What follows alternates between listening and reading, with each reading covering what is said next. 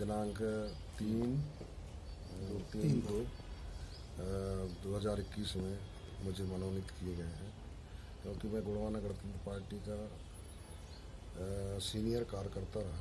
मैं कोई पद और उसके लिए काम नहीं किया। मैं तो गरीब और जनता के हित के लिए काम करने का बीड़ा उठाया था। लेकिन दिन प्रतिदिन गोंडवाना गणतंत्र पार्टी जब नीचे स्तर में पहुंचने लगा, तब मैं सोचा कि अब हमको ये कमान संभालना चाहिए।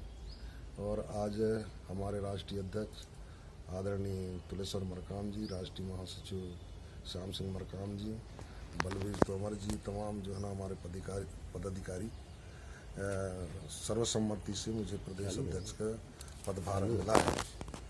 और मैं आने वाले समय में हम गांव-गांव जाकर के जो आदिवासियों की समस्या है, एससी का समस्या है, पिछड़ा वर्ग की समस्या है और जनरल की समस्या, क्योंकि गरीब का कोई जात नहीं देखा जाता, इसलिए मैं खाली आदिवासियों के लिए काम नहीं करूँगा। प्रमुख समस्याएं आप क्या क्या क्षेत्रों में समझते हैं, तो कैसे समाधान के लिए? आज क्षेत्र में जो ना, एक तो बेरोजगारी का समस्या पहला पॉइंट है, क्योंकि बेरोजगारी से आदमी जो है ना पूरे जिला में पलायन हो रहे हैं, उनको काम नहीं मिल रहा है। तो ये हमारी एक तो ये होगा, ये बेरोजगारी का। दूसरा है जो आरक्षण के दृष्टि से जो शासकीय सर्विस कर रहे थे, आज मध्य प्रदेश सरकार की, क्योंकि मैं मध्य प्रदेश का प्रदेश अध्यक्ष हूँ, तो मध्य प्रदेश में इतने पदें खाली हुए हैं जिनको सरकार जो है ना फिलअप नहीं कर पा रही है। ये मुद्दा भी हमको कर्मचारी अधिकारियों के लिए उठाना पड़ेगा। और तीसरा है उनके जो प्रमोशन की जो सरकार रोक लगा करके रखी है, तो जो सरकार यदि अगर मतभेद करता है तो ये देश तो विकासशील देश नहीं बन सकता, क्योंकि जब ही विकासशील देश बन सकता है जब एक जमीर की आदमी बराबर हाइट में आएगा, तभी देश विकासशील देश बन सकती है। और चौथा है हमारा जो जल जंगल जमीन का। हमने दिल्ली में दादा हीरा सिंह मरकाम के नेतृत्व में 2005, 6 और 7 लगातार हमने जल जंगल जमीन की लड़ाई लड़ी, जिसको भारत सरकार नई दिल्ली जो ने घोषणा किया था 2006 और 7 में कि आदिवासियों को जो जल जंगल जमीन में वन अधिकार के तहत जो है उनको पट्टा दिया। आज भी पट्टा नहीं मिल पाई है उनको। तीसरी है हम अपनी खनिज संपदा, जो 5वीं अनुसूची कहता है कि जिनका जमीन उनका खनिज। तो आज हमारे जो आदिवासियों की जमीन है, उन जमीनों में खनिज संपदा है, गैस है, कोयला है, और वो बेचारों को जो ना आज भी हक नहीं मिले, उनकी लड़ाई हम बराबर लड़ेंगे और गांव-गांव जाकर के लड़ेंगे। और सरकार को हम जो है ना अवगत कराएंगे कि भाई इनकी साथ में ये समस्या इनकी हल की जाए। तो हमारा दूसरा अभी कुछ पेपर के माध्यम से, आप मीडिया के माध्यम से 5000 स्कूल बंद करने जा रहे हैं। तो यदि अगर स्कूल बंद होगा तो शिक्षित कैसे हो पाएंगे? तो ये शिक्षा के लिए भी, क्योंकि समान शिक्षा होना चाहिए, क्योंकि जो गरीब आदमी हैं उनके लड़के बच्चे जिनको खाने का वो नहीं है घर पे, तो वो इतनी फीस दे करके तो पढ़ाई लिखाई नहीं किया जा सकता, तो वो तो वंचित हो रहे हैं शिक्षा से। तो ये जो मतभेद है सरकार का, ये तमाम उजागर हम जो है ना गाँव तक जाएंगे और गाँव से जो है ना शहर तक आएंगे, माननीय मुख्यमंत्री को अवगत कराएंगे राजपालों के माध्यम से। उनकी लड़ाई हम जो है ना पूर्णतः लड़ने का पूरा बीड़ा उठाया है और हमको लगता है कि हम इस लड़ाई में जो है ना सफल होंगे। और आने वाले समय में जो परिस्थिति आएंगे तो देखते हैं कितने रिजल्ट हम उसको प्राप्त कर सकते हैं। आगामी निकाय चुनाव आने वाले हैं जी, क्या पार्टी इसमें भाग लेगी? नहीं, बराबर उसमें भाग लेगी। तैयारियां जो पंचायत राज है उसकी लड़ाई हमारी पूरा तैयारी चल रही है और जगह जगह जो है ये हमारा पंचायती चुनाव और नगर निगम है, इनमें जो है ना चुनाव हम लड़वाएंगे पूरे मध्य प्रदेश में। जहाँ जहाँ हमारी असर है वहाँ हम सफल भी होंगे, ऐसा मेरा मानना है।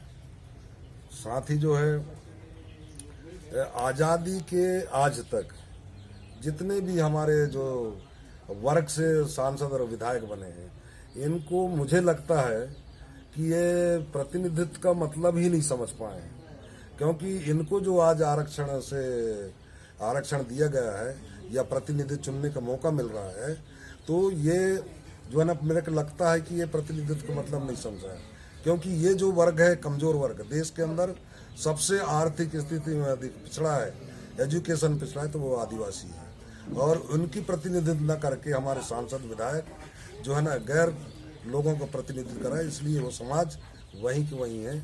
और ये प्रतिनिधित्व की लड़ाई तो हम पूरे एक रैली के माध्यम से या जन जागरण के आवरण के मामले से ये तमाम हम गांव तक जाएंगे और उनको प्रतिनिधित्व का अर्थ भी समझाएंगे।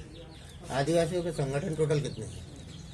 आदिवासियों के संगठन, ऐसे सामाजिक संगठन तो बहुत सारे हैं, लेकिन समाज में जो काम कर रहे हैं बहुत सारे जो ना सामाजिक संगठन के नाम से करते हैं, लेकिन मुझे लगता है कहीं ना कहीं वो उनके कुछ कमियों के कारण समाज को अभी तक लाभ नहीं मिल रहा। राजनीतिक संगठन आदिवासियों में? राजनीतिक संगठन में देखिए, अभी गोंडवाना गणतंत्र पार्टी है, उसमें मेरे भोपाल से जाने के बाद मेरा जो एक टीम काम कर रहा था, जिसमें हमारे राजा बली बरा भी साथ में है, और हमने जो है ना 2003 के चुनाव में भारी तादाद में हमने जो है सीटों में कांग्रेस को हराया था और 3 विधायक भी हुए थे। मेरे ख्याल से 500, 600, 200 ऐसे कम वोटों से हारे थे। उसमें कांग्रेस सरकार में गई थी और आज भी वो नहीं उभर पा रही है। 2003 की जो रिजल्ट थी, तो हमने कहा कि हमारे पास में 3 विधायक आ गए हैं, अब ये लोग अच्छे चलाएंगे, क्योंकि हम जब विषम परिस्थिति था तब हम गोंडवाना के काम करके और वहाँ तक पहुँचाया था। तो आदिवासियों के जो राजनीतिक संगठन है, क्या उनको एक करने का प्रयास कर रहे हैं आप? हम पूरा प्रयास कर रहे हैं कि, क्योंकि लड़ाई जो लड़ रहे हैं वो भी हमारे जैसे लड़ रहे हैं, तो मतभेद तो होना नहीं चाहिए, या तो चाहे वो जेएस हो चाहे और भी जो ना भारतीय गोंडवाना, हम सब अभी चर्चा कर रहे हैं और मेरे ख्याल से बहुत जल्दी। तो इन संगठनों से आपने चर्चा करी है क्या? हाँ, चर्चा बराबर चल रही है हमारी। लगता है आपको कि एक हो जाएंगे? हाँ, वो तो 2 संगठन से बात हुई, वो आराम से एक होने के लिए बोल रहे हैं, क्योंकि वो उनको समझ में आने लगा, क्योंकि जो है ना, क्योंकि यहाँ अलग अलग लड़के हम जो विजय प्राप्त नहीं कर सकते, इसलिए एक होना पड़ेगा। चलिए, धन्यवाद। एक बार और परिचय अपना दे दीजिए। मेरा नाम है अमान सिंह पोर्ते, प्रदेश की मैं आज मेरे को नए नियुक्त प्रदेश अध्यक्ष बना हूँ और मेरे हाथ में आज कमान मिला है। और मैं सभी कार्यकर्ता पदाधिकारियों से भी निवेदन करता हूँ कि हम लोग एक होकर के बढ़िया से आंदोलन को चलाएं, जिससे जो आने वाला पीढ़ी और हमारे जो कमज़ोर लोगों का जो ना कुछ लाभ हो, उसके लिए काम कर रहे हैं। तो हम बराबर जो है ना सभी कार्यकर्ताओं से बिना मतभेद सब एक सूत होकर के काम करने का प्रयास करें।